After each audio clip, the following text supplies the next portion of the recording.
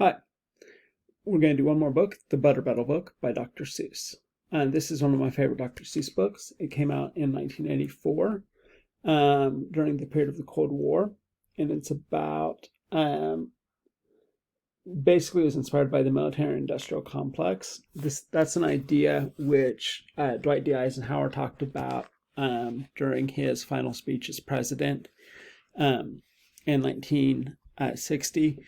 Basically, what he talked about is how weapon companies were trying to lobby the government to spend money on weapons that weren't really necessary in order so they could get big contracts. And basically, leading up to the arms race with Russia, if we bought more weapons, they'd buy more weapons, and then they would use that as a justification to sell even more weapons to us. And Dwight D. Eisenhower basically said that these weapons would just kind of perpetuate this, but they weren't really necessary. And the weapon companies just wanted big government contracts in order to make a lot of money. And of course, the arms race is the biggest expansion of the U.S. national debt. But on the other hand, it also caused the Soviet Union to go bankrupt, trying to catch up with us. Dr. Seuss is not in favor of the arms race, and he is against the military-industrial complex, as was Eisenhower. So he wrote this book in protest of it, and particularly in protest of the Star Wars missile defense program, which was an idea where the U.S. spent a lot of money in order to try to create a defense system which would knock an object into an intercontinental ballistic missile, changing its trajectory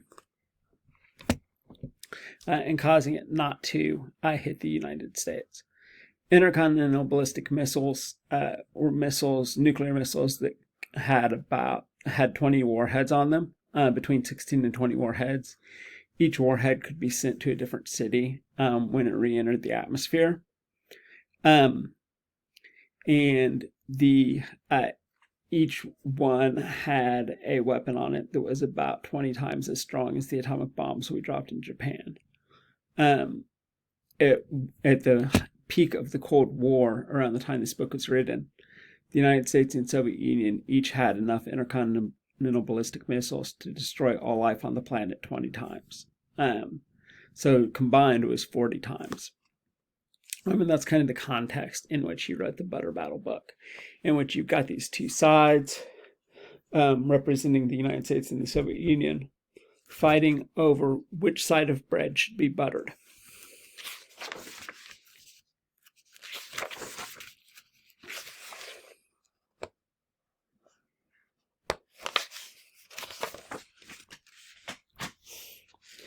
On the last day of summer, 10 hours before fall, my grandfather took me out to the wall. This wall looks a lot like the Great Wall of China. It could also be representative of the Berlin Wall, which was a wall between East and West Germany. For a while he stood silent. Then finally he said, with a very, very sad shake of his very old head, "As you know, on this side of the wall we are Ukes. On the other side of this wall live the Zooks." Then my grandfather said that it's high time you knew of the terribly horrible thing that Zooks do. In every Zook house and in every Zook town, every Zook eats his bread with the butter side down. See, these are the communists. They're wearing red, and they've got this propaganda that says butter side down. What he's trying to do is show that different economic systems are not a reason to have war. So he kind of reduces them to something as silly as what side of the bread you put butter on. Just because someone has a different idea about economy doesn't necessarily mean that they deserve to be blown up or deserve to be threatened or die, is kind of the point he's trying to make here. But we Ukes, you know, when we breakfast or sup, spread our bread, Grandpa said, with the butter side up. That's the right honest way, Grandpa grinned with his teeth. So you can't trust a Zook who spreads bread underneath? Every Zook must be watched. He has kinks in his soul. That's why as a youth I made watching my goal. Watching Zooks with the Zook-watching border patrol. In those days, of course, the wall wasn't so high, and I could look any Zook square in the eye. If he dared to come up, I could give him a twitch with my tufted, prickly snickberry switch.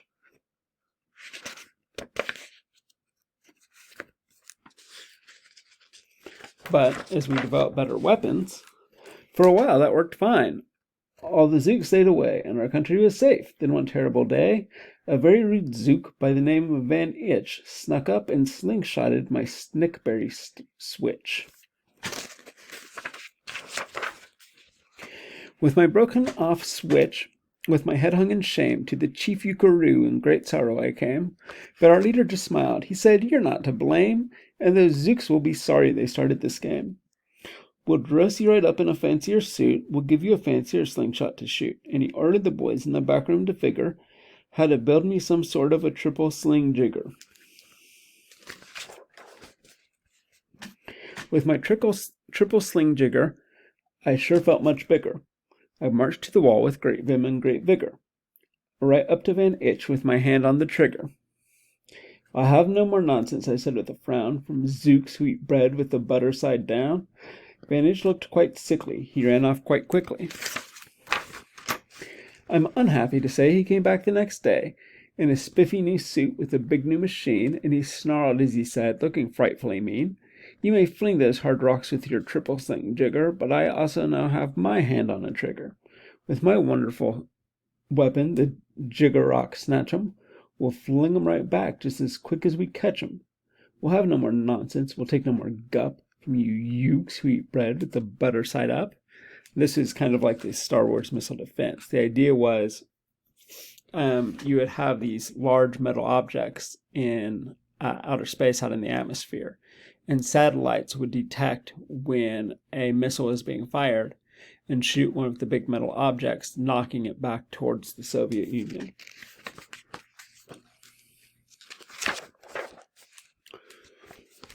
"I have failed, sir," I sobbed as I made my report to the chief Ukaroo in the headquarters fort. He just laughed. "You've done nothing at all of the sort. Our slingshots have failed. That was old-fashioned stuff. Slingshots, my boy, are not modern enough. All we need is some newfangled kind of a gun. My boys in the back room have already begun to think up of a walloping whiz-zinger one. My bright boys are thinking they're on the right track. They'll think one up quick and we'll send you right back."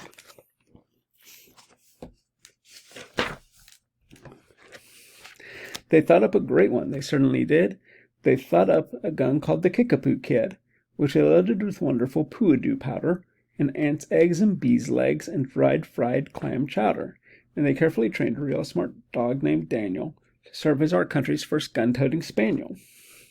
Then Daniel, the Kickapoo Spaniel, and I marched back toward the wall with our heads held up high, while everyone cheered and their cheers filled the sky. "Fight! Fight for the butter side up, do or die."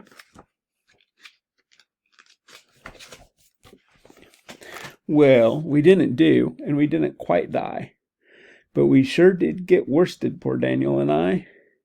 Van Itch was there too, and he said, "That old pig, the boys in my back room invented this rig, called the 8-nozzled elephant-toted boom blitz. It shoots high-explosive sour cherry stone pits, and it will put your dumb Kickapoo Kid on the fritz." Poor Daniel and I were scared out of our wits.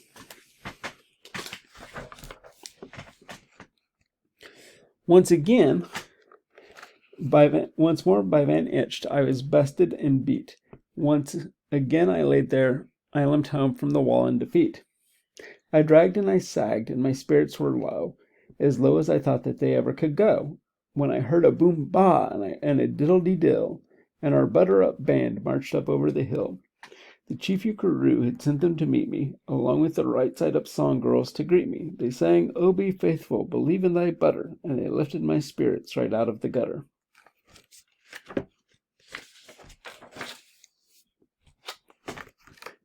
"My boy," smiled the chief Ukaroo, "we've just voted, and made you a general. You've been promoted. Your pretty new uniform's ready. Get in it. The big war is coming. You're going to begin it. And what's more, this time you are certain to win it. My boys in the back room have finally found how. Just wait till you see what they've puttered up now. In their great new machine, you'll fly over that wall and clobber those butter down Zooks one and all."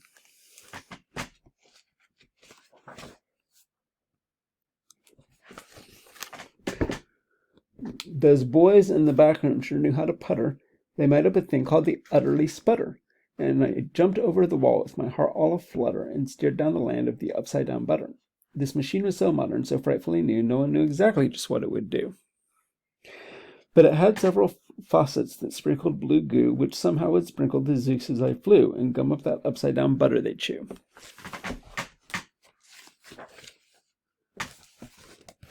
I was racing pell-mell when I heard a voice yell, "If you sprinkle us zooks, you'll get sprinkled as well." Van Itch had a sputter exactly like mine, and he yelled, "My blue gooer is working just fine, and I'm here to say that if ukes can goo zooks, you'd better forget it, 'cause zooks can goo ukes."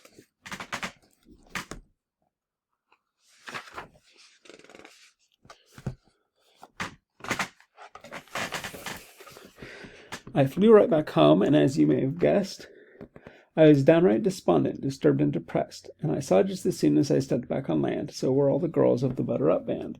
The chief drum majorette, Miss Yuki and Sue, said that was a pretty sour flight that you flew, and the chief ukaroo has been looking for you.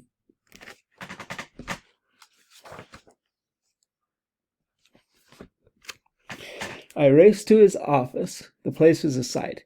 "Have no fear," said the chief. "Everything is all right. My bright backroom boys have been brighter than bright. They've thought up a new gadget that's newer than new. It is filled with mysterious moo-lack-a-moo and can blow all those zooks clear to Salamagoo. They've invented the Bitsy Big Boy Bomberoo." And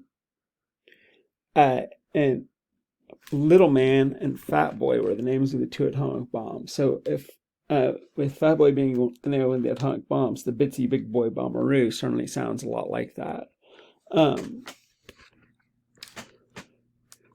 You just run to the wall like a nice little man. Drop this bomb on the zooks just as fast as you can. I ordered all ukes to stay safe underground while the Bitsy Big Boy Bomberoo is around.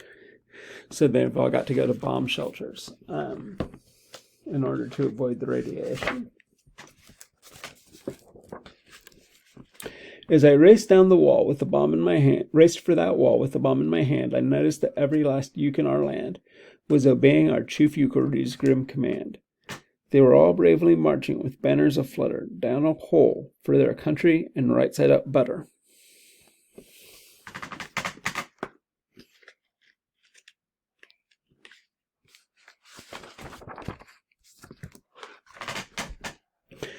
That's when Grandfather found me. He grabbed me and said, "You should be down that hole, and you're up here instead.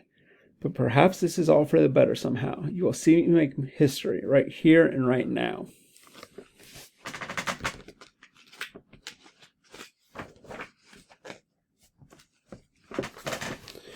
Grandfather leapt up on that wall with a lopulous leap, and he cleared his hoarse throat with a bopulous beep. He screamed, "Here's the end of that terrible town, full of zooks who eat bread with the butter side down." And at that very instant we heard a clup clup of feet on the wall, and old Van Itch clumped up. The boys in his back room had made him one too. In his fist was another big boy bomberoo. "I'll blow you up," he yelled, "into pork and wee beans. I'll butter side up you to small smithereens." So there's Van Itch coming in with a big boy bomberoo of his own.